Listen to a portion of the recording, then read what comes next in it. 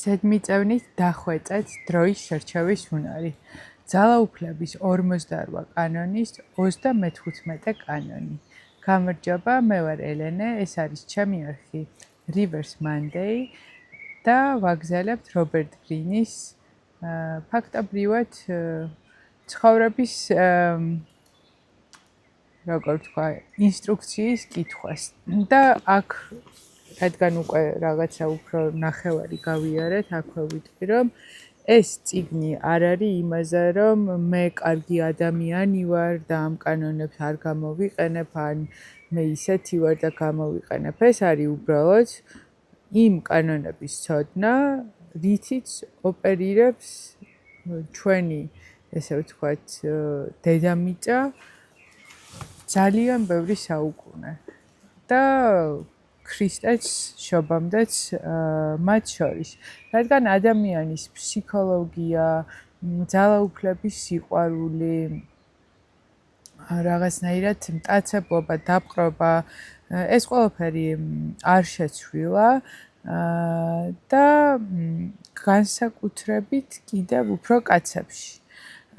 და ძირითადად ეს წიგნი რომ წაიკითხოთ, ნახავთ რომ მაგალითები არის ისედაც აწყობილი ძირითადად კაცების ცხოვრებაზე. მათი ცნობიერება და მე ვგულისხმობ მასის ცნობიერებას ამ შემთხვევაში ჯერჯერობით არ შეცვლილა. იგივე შეცდომებს უშვებენ, იგივე ესე ვთქვათ, მოტივაციები აქვთ, ასე შემდეგ და ასე შემდეგ. 35 კანონის ფორმულირება. არასოდეს აჩქარდეთ, სიჩქარე საკუთარ თავსა და დროზე კონტროლის არ ქონის ნიშანია. ყოველთვის მომთმენად მოაჩვენეთ თავი, თითქოს იცით, რომ საბოლოო ჯამში ყველაფერი თავისით მოვა. გახდით შესაფერისი მომენტის დეტექტივი, დაიჭირეთ დროის სულის კვეთება, ტენდენციები, რომლებიც ძალაუფლებამდე მიგიყვანთ, ისწავლეთ უკან დახევა, როდესაც დრო ჯერ კიდევ არ მოსულა და საჭირო მომენტში მძლავრი დარტყმა მიაყენეთ. ეს კანონი, რა თქმა უნდა, როგორც სხვა კანონები, შეგვიძლია განვარტოთ სამსახურეობრივ ჭრილში და ვიტყოდი, რომ ყველა დაპირისპირება, რომელიც შეიძლება ქონდეთ სამსახურში, სადაც ძალაუფლება თქვენ მხარეს არ არის წამგებიან პოზიციაში ყოფნა და უნდა თუ მაინც და მაინც გული გეფხანებათ, თავს ვერ იკავებთ, ძალიან უსამართლოდ მოგექცნენ, ან უბრალოდ თქვენ თვლით, რომ უსამართლოდ მოგექცნენ და გულის მოფხანა გინდათ, ჯობს მოიცადოთ, გადადოთ, იმდენი ხნით, ამდენი ხნითაც თქვენ არ აღმოჩნდებით უფრო მეტი ძალაუფლების მქონე, ვიდრე ვისთანაც გაქვთ კონფლიქტი და პრინციპში ეს ცხოვრებაშიც ასეა სამსახურის ფარგლებს რომ გავსდეთ. მაგალითი მოყვანილია ჯოზეფ ფუშესი, რომელიც იყო ფრანგი პოლიტიკოსი და მან თავისი მოღვაწეობა დაიწყო მასწავლებლობით, ასწავლიდა სემინარიაში, თუმცა არაფრით, ესე იგი, მღვდლის წოდება არ მიიღო და დარჩა უბრალოდ მასწავლებლად. რადგან საკუთარი თავისთვის უფრო, ესე ვთქვათ, დიდი მომავალი ჰქონდა განსაზღვრულიო. და შემდეგ არის უამრავი, ესე არ ვიცი ერთმა ადამიანმა როგორ ჩაატია თავის CV-ში ამდენი პოზიცია, ამდენი პოლიტიკური ერთობის წევრობა, ორჯერ გილიოტინას გადაურჩა, მესამეჯერ დაჭერას გადაურჩა და ნუ მოკლედ საბოლოო ჯამში ამ პიროვნების, ესე ვთქვათ, ავტორის მიერ მოყვანილი მაგალითები ჩემი აზრით იმას ემსახურება, რომ დაგვანახოს რამდენიმე რაღაც. პირველი, რომ სტრატეგია უნდა გქონდეს გრძელვადიანი, ხვალ მინდა ესე არ მუშაობს სამყარო.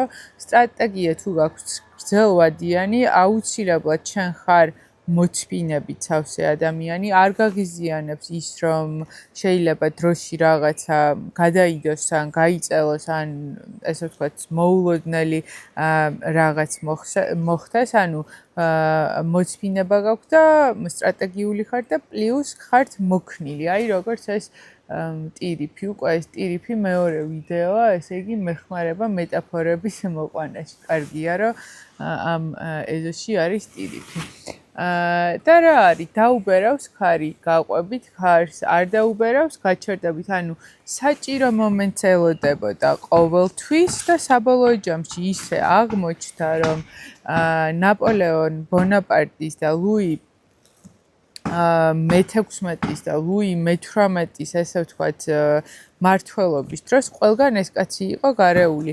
ლუის მე-16 მისი ესე ვთქვათ ხელისკვრით და წაქეზებით და ბოლო გადაწყვეტილების მიმღები თვითონ იყო თავი მოკვეთეს, იმიტომ რომ დაინახა მან რომ ეს ხალხის მოთხოვნა იყო და ხალხის მოთხოვნას თუ არ დააკმაყოფილებდა, დაკარგავდა მხარდაჭერას და მერე იმის ძმა, ვინც იყო ლუი მე-18, იმას დაეხმარა გამეფებაში. მერე ბონაპარტს დაეხმარა ლუი მე-18-ის ესე ვთქვათ ტახტიდან მოშორებაში. მერე ისევ პირიქით გააკეთა და მერე ისევ პირიქით გააკეთა და ანუ ეს ისე ახერხებდა ამ ყველაფერს რომ ვერც ნაპოლეონმა პრინციპში ვერ გაბედა მისი თავიდან მოშორება და მის დროს იყო პოლიციის მინისტრი და ლუი მე-18-ის დროსაც იგივე პოზიცია ეკავა და ბოლოს ისეთი ძლიერი იყო უკვე ლუი მე-18 როცა დაბრუნდა ესე ვთქვათ მეორედ როცა დაბრუნდა რომ აზრი არ ქონდა მასთან შეწინააღმდეგებას და ფაქტობრივად ის იყო მმართველიო საფრანგეთისო და რა თქმა უნდა თან ლუი მე-16-ს კი არა და ნაპოლეონსაც შეთქმულება მოუწყო ტალეირანთან ერთად მასაც უღალატა, მაგრამ ისე უღალატა, რომ მოსაკლავად არ გაიხადა საქმე და მისი მინისტრად დარჩენა უფრო სასარგებლო იქნებოდა ვიდრე არა. ავტორი გვეუბნება, რომ უპრეცედენტო არასტაბილურობის პერიოდში ჟოზეფ ფუშა წარმატებული იყო დროის სწორად განაწილების უნარის შესაშურად ფლობის წყალობით. მისგან რამდენიმე მნიშვნელოვანი გაკვეთილი სწავლა შეიძლება.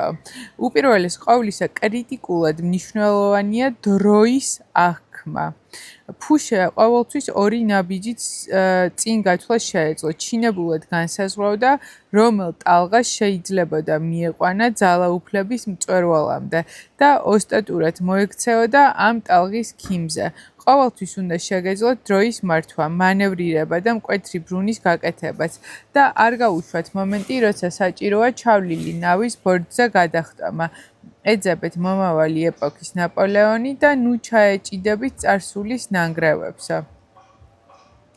და აი სულ დაკვირვებაში იყო რა, აი ეს კი მოვყევით და ეს შეიძლება წარმოგვიდგეს, რომ აი ძალიან ისეთი პომპეზური და მისი ცხოვრება სულ ისეთი იყო, დიდი თანამდებობები, მაგრამ წლები გადიოდა ისე, რომ ერიდებოდა სიტუაციას, ქალაქგარეთ გადადიოდა, არანაირ პოლიტიკურ თანამდებობას არ იკავებდა, არავის არ აღიზიანებდა და აი რაღაცნაირად მაშინ გამოდიოდა ჩრდილიდან, როცა საჭირო მომენტი იყო, ხო? აი იგივე არის, რომ მაგალითად კონტენტ კრეატორები თუ მიყურებენ, ან მომავალი კონტენტ კრეატორები შექმნა პროდუქტი, რომელიც არავის არ ჭირდება ჯერჯერობით.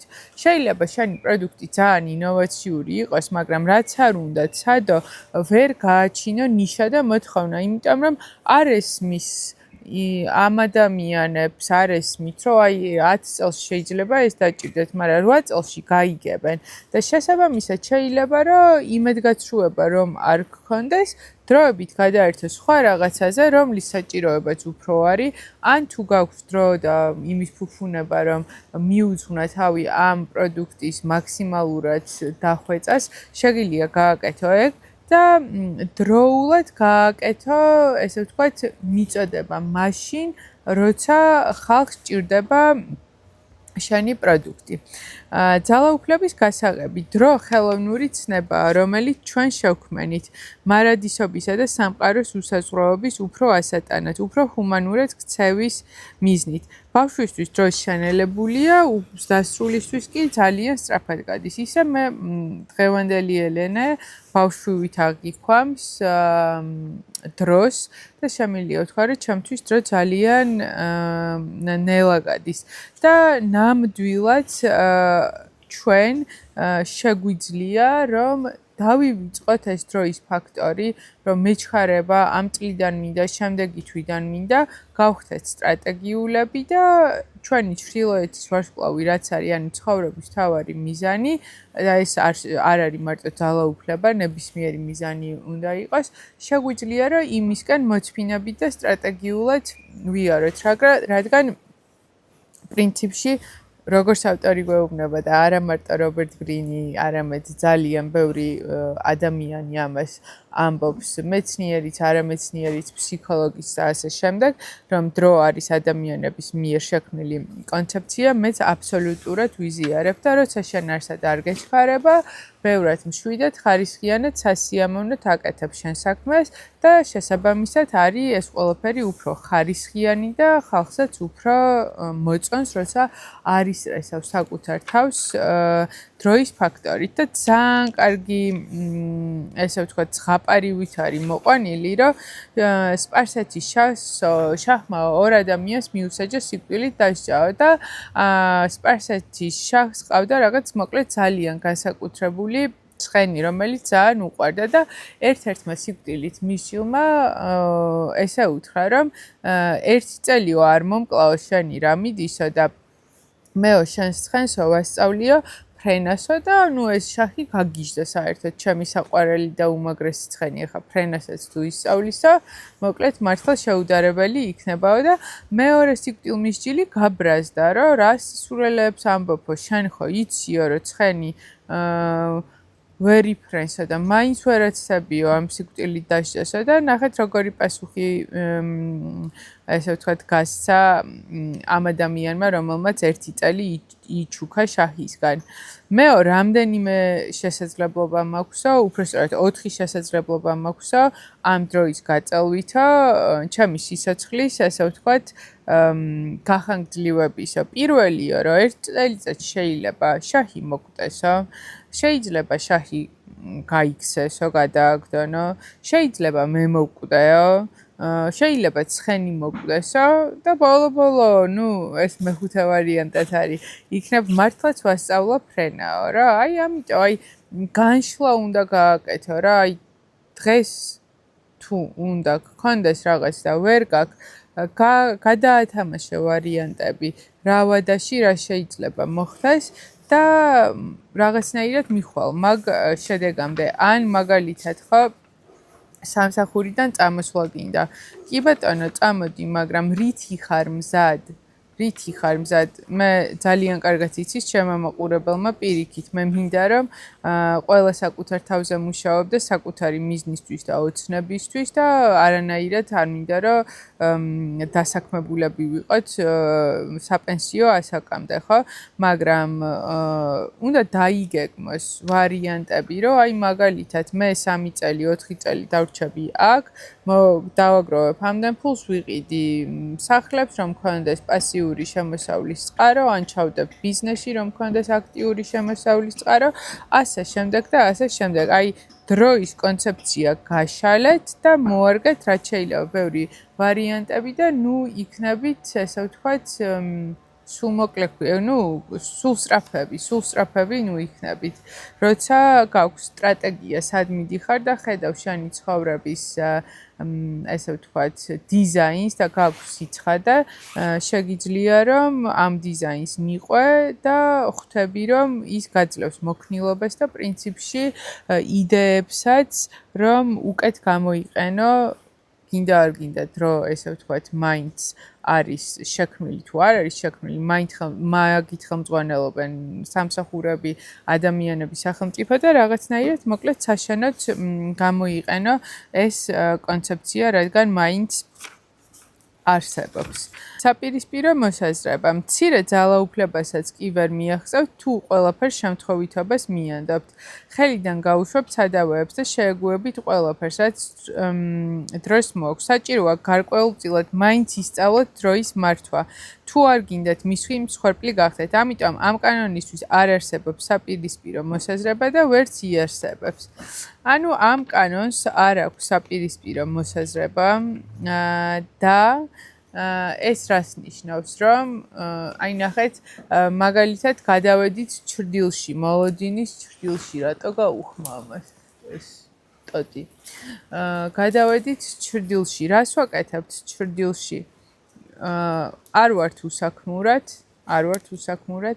საკუთარ თავს ვავითარებთ, ვაყალიბებთ ურთიერთობებს, რომელიც დაგვჭირდება მომავალში, networking-ი დაარქვით და რაც გინდათ დაუძახეთ, მაგრამ წრე, რომელიც ჩვენ ძალაუფლებას გაამყარებს და პირიქით არ დაასუსტებს, ხო?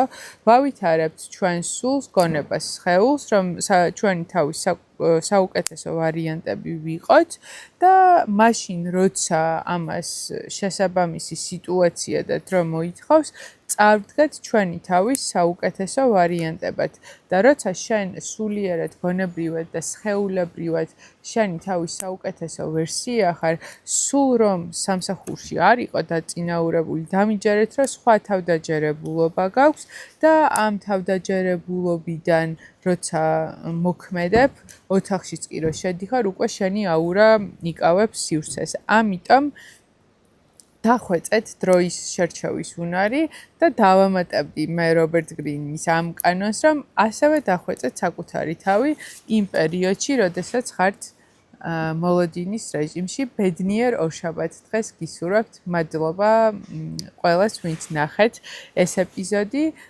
და როგორც ვხვდები, ორ კვირაში ერთხელ წარ ხოლმე ხა ძალაუფლების 58 კანონის ეპიზოდებს, მაგრამ არ ვიცი, შეიძლება დაუბრუნდე კვირაში ერთხელაც ჩაწერეს, მაგრამ ყველა ვარიანტში იდება ეს ვიდეოები ორშაბათობით. მადლობა და წარმატებები.